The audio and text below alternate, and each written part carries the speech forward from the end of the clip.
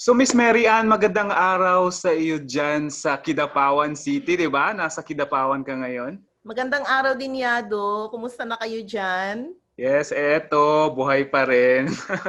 Ikaw, kamusta ka dyan? Alam kong napaka-busy mo ngayon dahil MIBF na.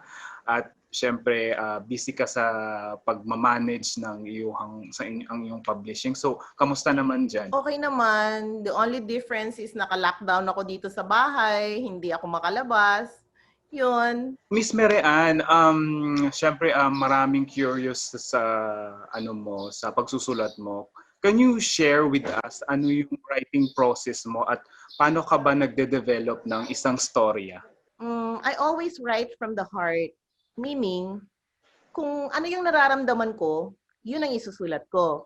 Kasi it's easy to write anything, but if you write from your heart, your story becomes different. Your story will always stand out from the rest, and people will be inspired by your words. As a writer, your words have the power to change a nation, the power to influence the thinking of a child, and to add value to the lives of parents and children. Kasi pag sumulat ka na galing sa puso, the words flow out so naturally, and the words are sincere and heartfelt. Hindi ba siya parang napipilitan ka?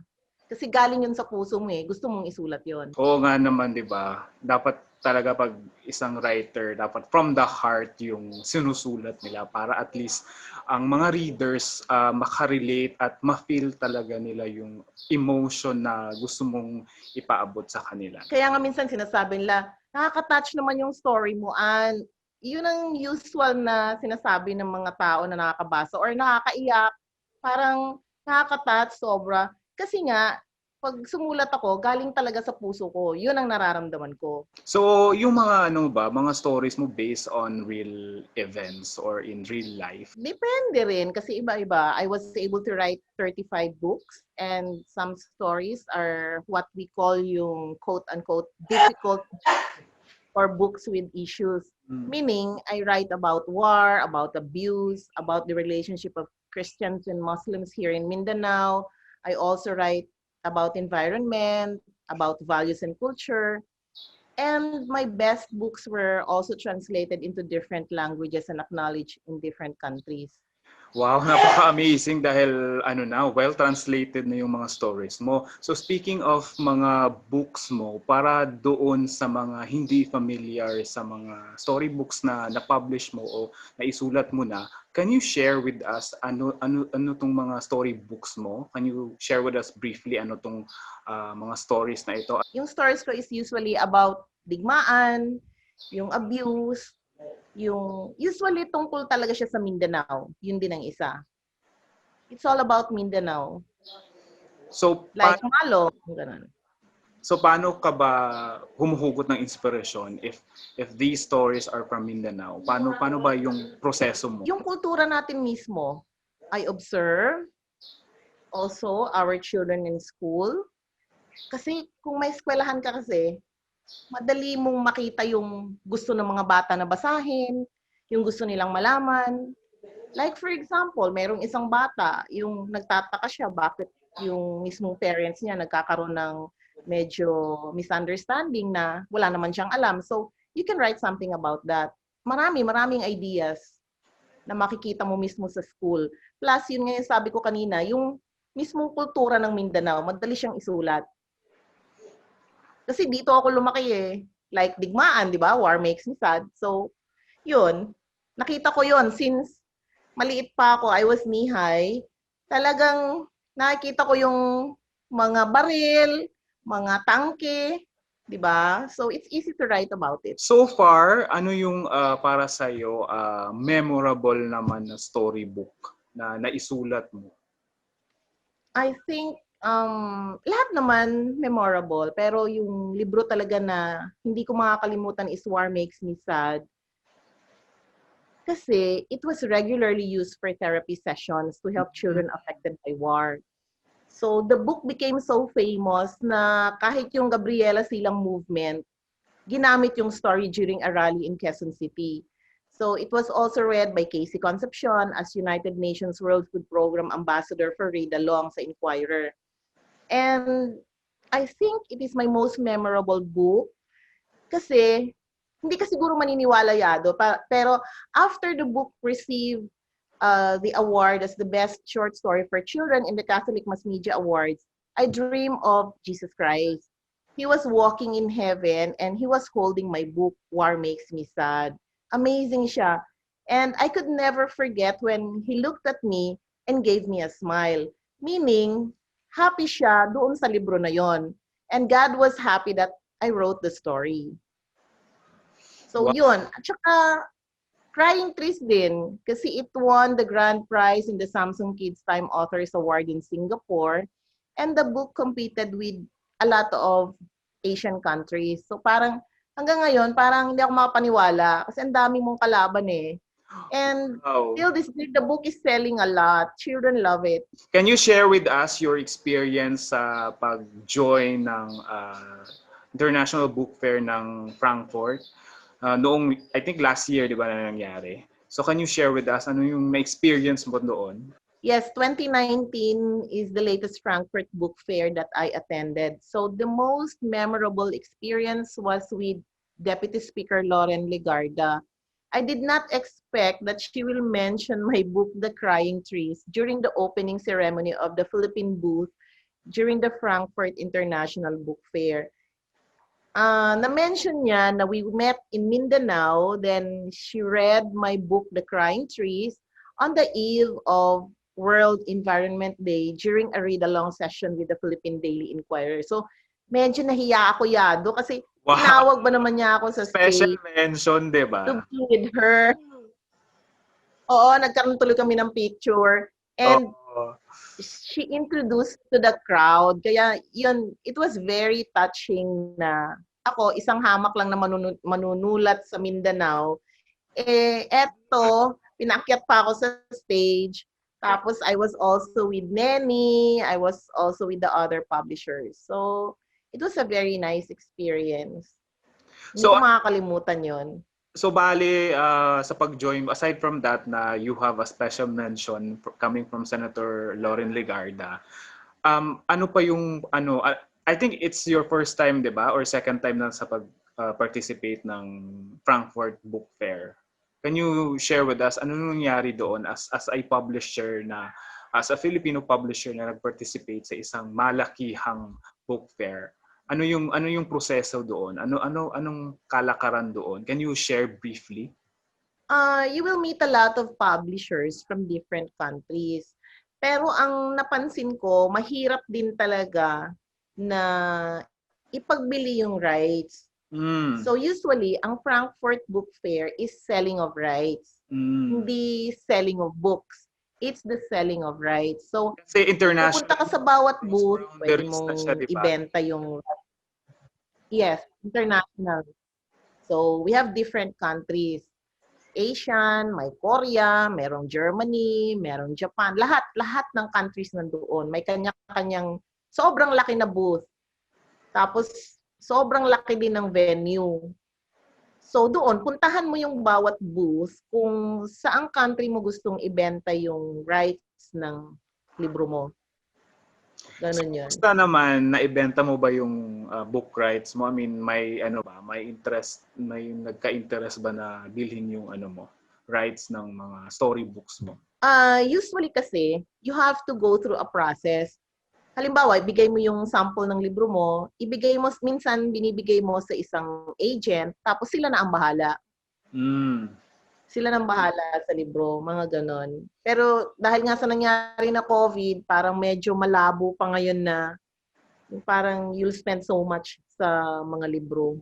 Oo. Or invest so much. Pero, well, hopefully, mag-e-end na ito at syempre, at least I hope so. ma-continue yung na simulan noong 2019, di ba? We all know that you are the presidential appointee for NBDB as one of its board members. So, as a board member, so far, ano na ba ang parang na-contribute mo na or parang naitulong mo na sa advancing our publishing industry, especially dito sa Mindanao? Currently, I'm pushing that we should create a panel to check all the errors of the Philippine textbooks for both private and public schools. And the NBDB seal should be affixed in the cover before it will be published or distributed. Bali, yun ang isa sa mga suggestion ko sa board. And another one is for us to create a clear criteria for judges in any book awards where NBDB is connected. So books should be judged based not on the personal preference or choice of the judges. Meaning, kung magja-judge ka ng isang libro, halimbawa, ikaw ang judge, dapat meron tayong clear na criteria. Hindi yung ako ang judge, yan ang pipiliin ko na libro na mananalo kasi yun ang gusto ko. So parang yun ang isa. Para maiwasan yung pagiging bias ng mga judges, 'di ba? Yes, kasi of course andun yung originality. The percentage is very clear, like originality of the story, ganon, 30%, mga ganon. So we have to do that. And I'm also working on a proposal to create a literary fest in Mindanao and Visayas. Kasi usually, nakita ko, nasa Manila lahat ng programs.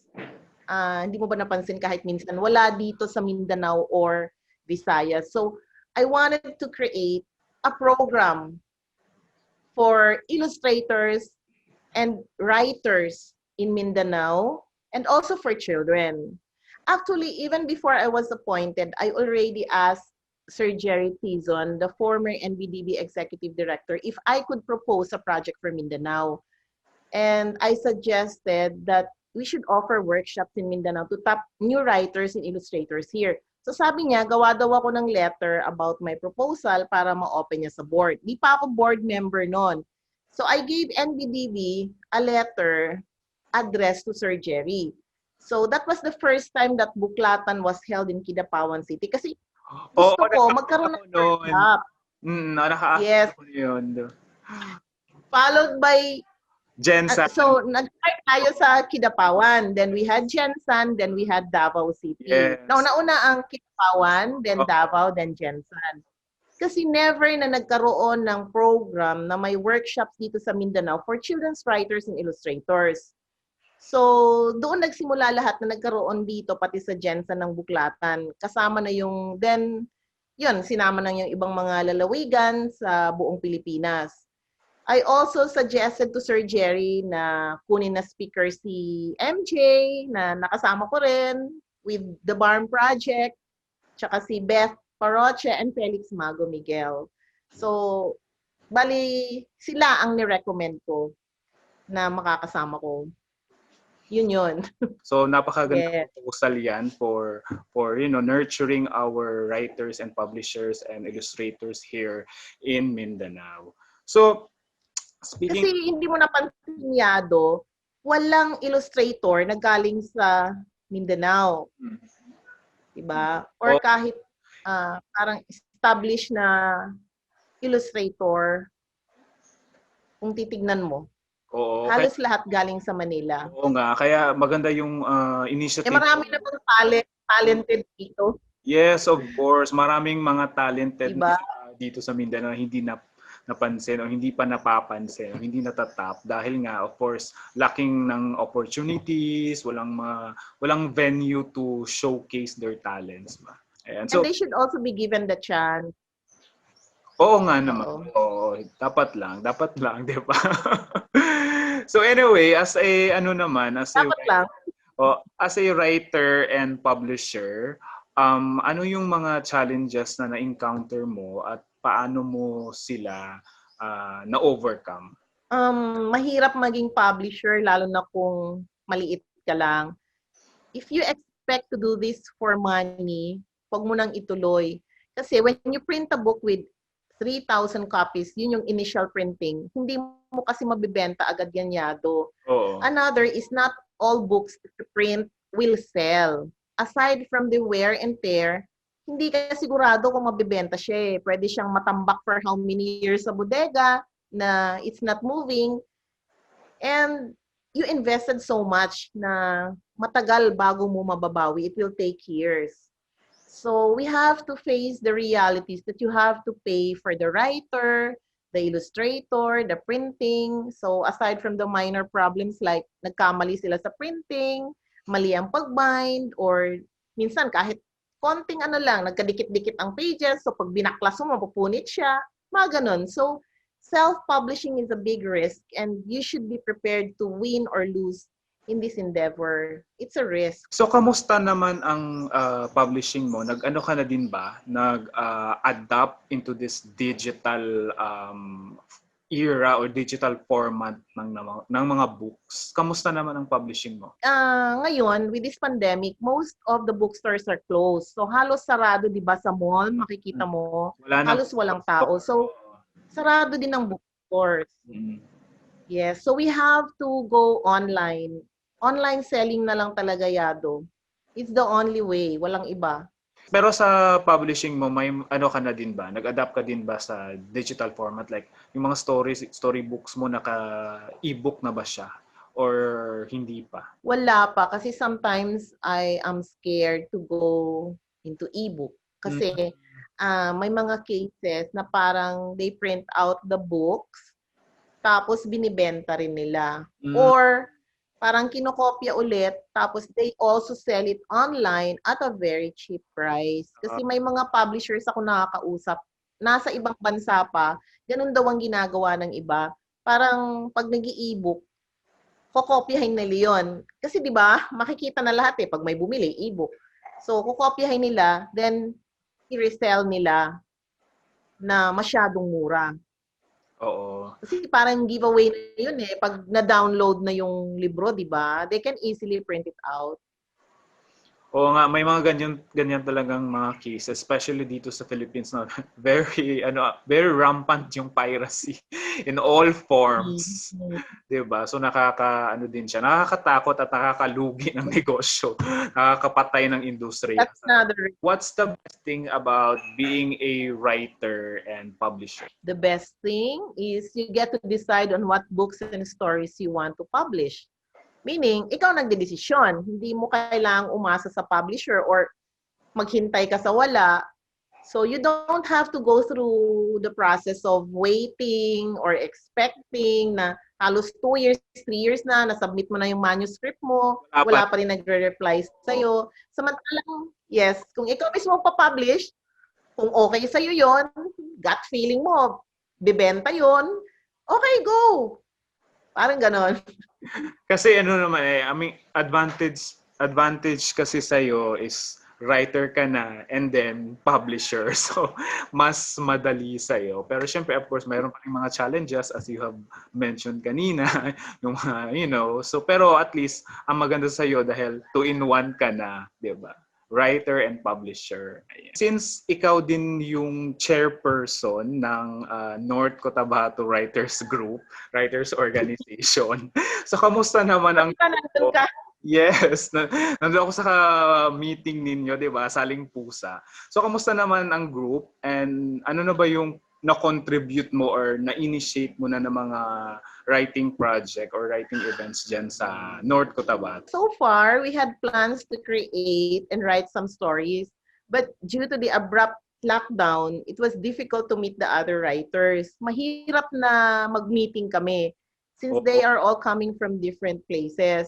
Tapos yung iba naman, kasi we have Manobo writers, wala daw signal sa kanilang lugar.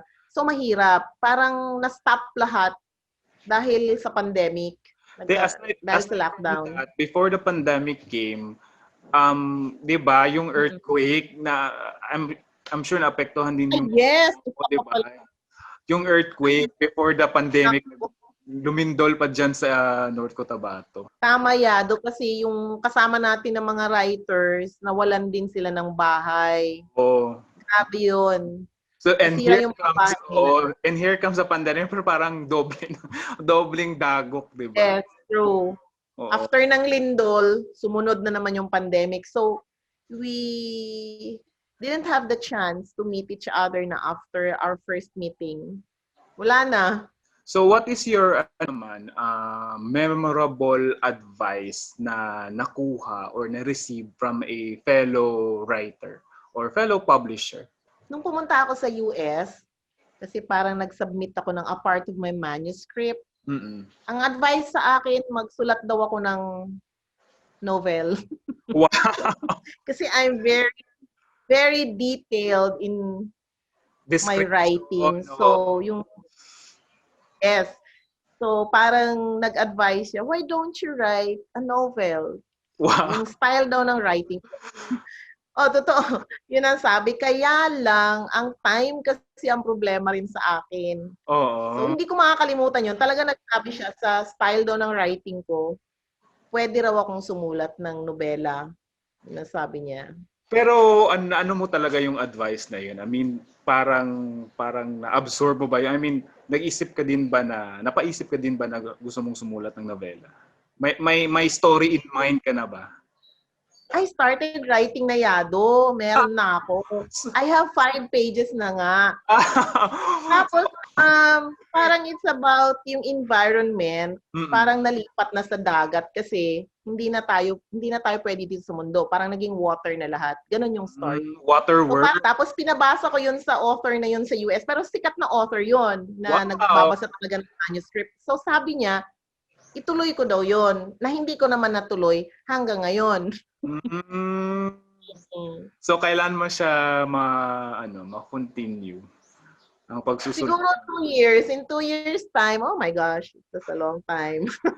Oo nga eh. Ewan ko, for me as a writer, nakita ko kasi na kapag nag-start ako ng magsulat, gusto ko magsulat. Huwag mo akong didistorbohin, huwag mo kukulitin. Parang, I wanted to stay in one place and just write and write.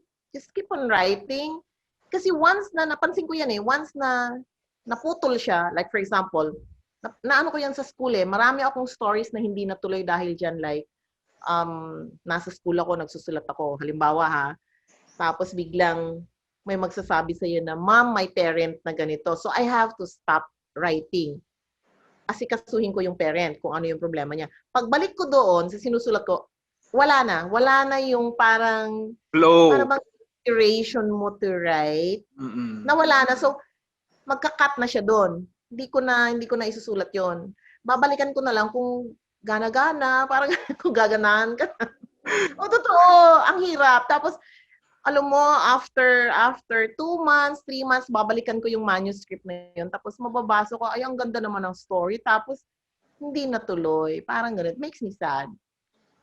So, I think, kasi most of the writers may ganyang parang problem. Kasi once you write, dapat buhos mo talaga lahat and walang fans, walang annoyance dyan. So, focus lang talaga. So yeah, I can relate to that. I can feel I feel you with that. Kasi yun nga yung concentration dapat ibuhos mo talaga at nakapokus ka lang doon sa sinusulat. Pero ang napansin ko, pag sumulat ka ng isang nobela, kasi naka-start na nga ako, para bang ang feeling mo iba, parang you become the character. Wow. Yun ang kapag nobela, parang ikaw, parang pumasok ka doon, ay iba siya, para bang ikaw na yon, feel mo na yon, nafi-feel mo yung nararamdaman ng character. It's amazing. I don't know how is that, I cannot explain, pero parang kung ano yung dialogue na sinusulat mo, parang ikaw na yon, naging ikaw na, and you can feel it. Basta iba siya. So in short, parang na-immerse ka na sa mundo ng bida, character. Doon sa setting, sa character na ginagawa mo, nandun ka na, kasama ka na nila. Parang ganun, Yadu. Ibang klase. Parang nandun ka na sa fantasy world. Parang na-curious na ako ano yung nobela mo.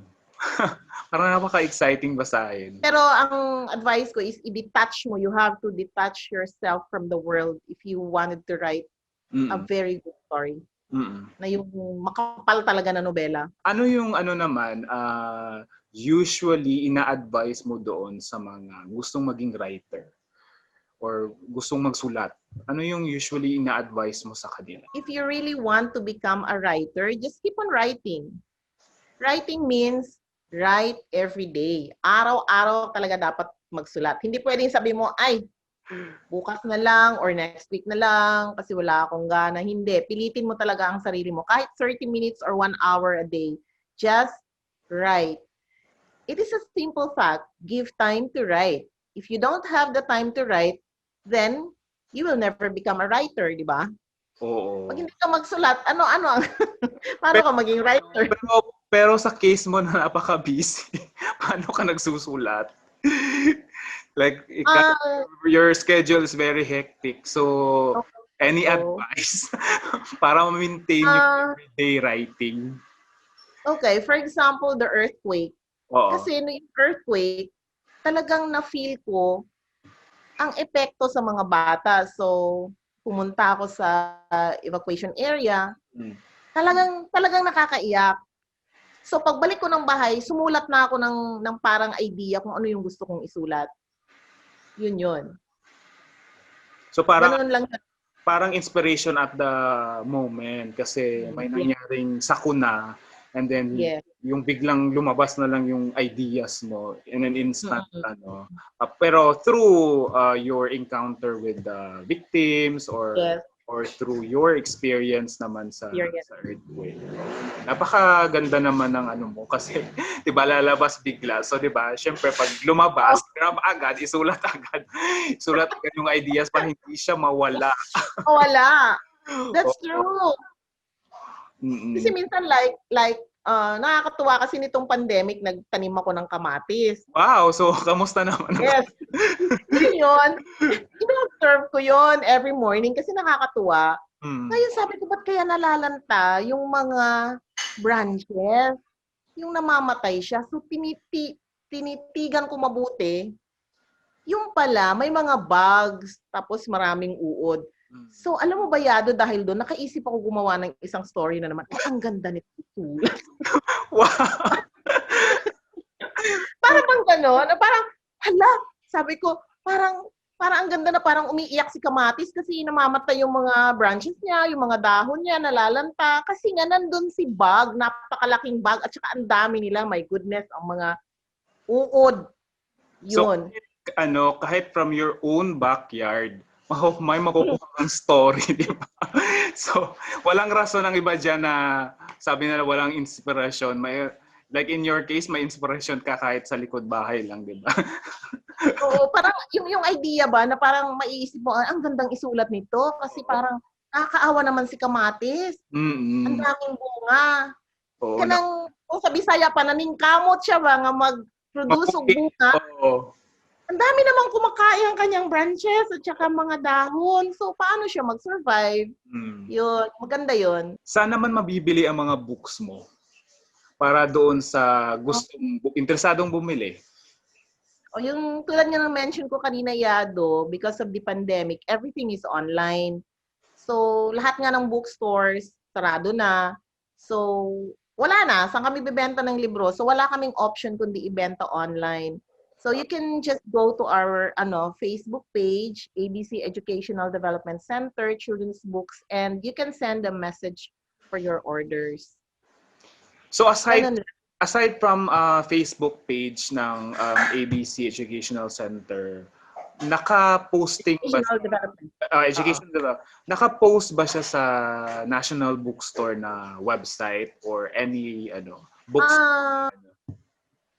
Yes, mabuti pinaalala mo. We also sell na sa Shopee, wow, sa Lazada. Yes. Shopee, Lazada. So ano ba ang kanilang isa-search? May mga specific ba? Para at least mag-guide lang din natin yung mga interesadong they can just type yung ABC Educational Development Center Children's Books. Tapos magpa-pop out na siya. Or the title.